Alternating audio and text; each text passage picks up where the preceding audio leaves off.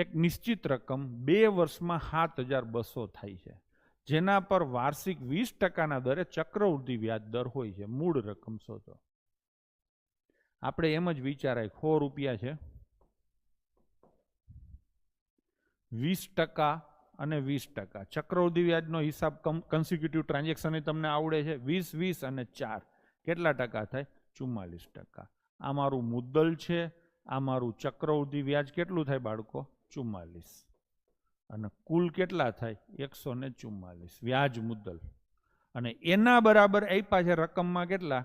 7,200. તો આના બરાબર કેટલા? કરવાનું તો આટલું જ છે.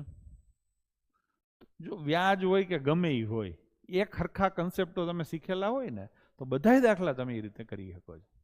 ક્યાંક એવું બને કે થોડુંક કદાચ લાંબુ પડે, પણ મગજમાં તમારે જે નક્કી કરવાનું હોય ને કે કેમ ગણીશ, એ ઝંઝટ કાયમ માટે ખતમ થઈ જાય. તો એનાથી તમારો કેટલો બધો સમય બચે. ક્લિયર છે? ચલો, તો આના આ તમે જુઓ તો અડધા છે, તો આના અડધા કેટલા થાય? 50. અને પાછળ કેટલા 0? 2. તો શું જવાબ ટીક કરશો? 5,000. ઓપ્શન ડી આપણો જવાબ થશે.